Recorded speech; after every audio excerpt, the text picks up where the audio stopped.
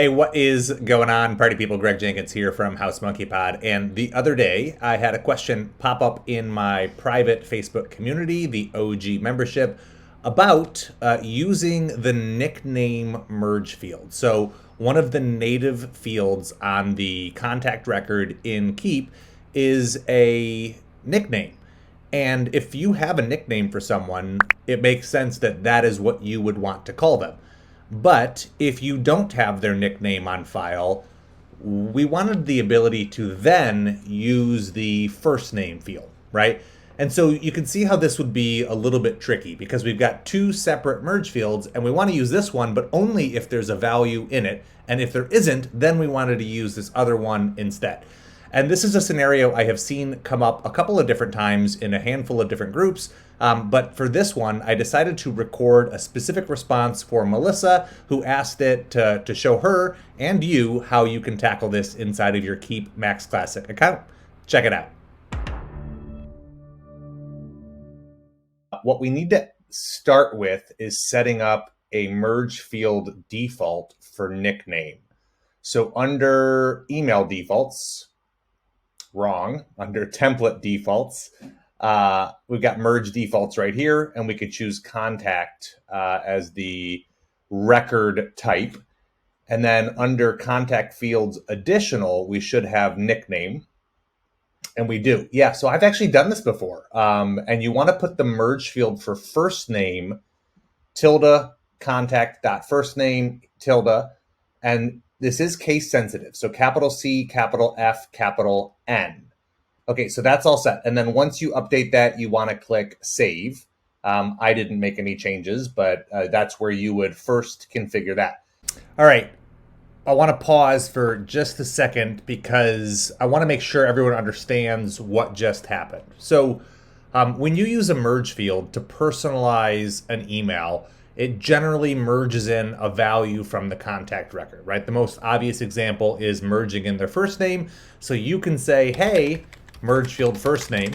And if you send that email to 1,000 people, they all get their name merged in. Okay, that's the whole concept here. But if you send that email to a contact whose name you don't know, right? There's no name on their record. Merge field defaults is how you define what is merged in its place. So it's the default value in the case that a merge field is used and the contact doesn't have a value in that field. So that's what we're doing here. And what we just set up was sort of merge field inception or nesting merge fields, using the first name merge field as the default for the nickname. And you'll see how that works out in just a moment. And now let's find a contact that has an email address of mine. So MonkeyPod. We need this to actually send. So we'll use Moira. And Moira does have a first name and does not have a nickname. There it is. Okay, so nickname is empty. So we want to send, I'm just going to send a broadcast. That'll be faster here. To Moira, and we will use the merge field for nickname, but it should actually swap for the merge field for first name because we don't have a nickname on file. And then obviously it would merge in Moira. So let's do nickname, and the rest of this can stay the same. Love other Greg.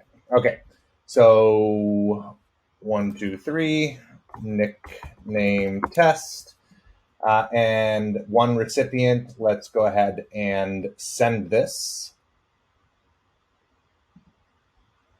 That's fine. And then I'll pause while I go grab this email. Literally didn't even need to pause. It came through immediately. So let me pull that over onto this screen.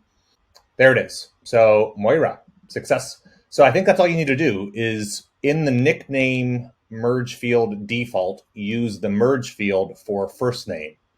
Okay, so that is how you can use nesting merge fields. So you put the merge field for nickname in, and if that field doesn't have a value, then it will swap in the merge field default which is then the nickname or then the first name instead. So if no nickname is on file, it will fall back to use the first name.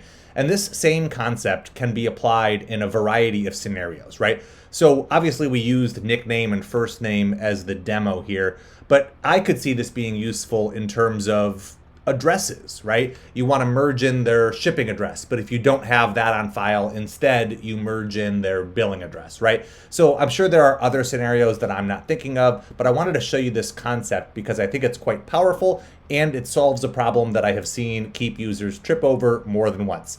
If you found this video helpful, and why wouldn't you? Feel free to drop a comment, to like it, to subscribe to the channel, or to share it with anyone else who it can serve.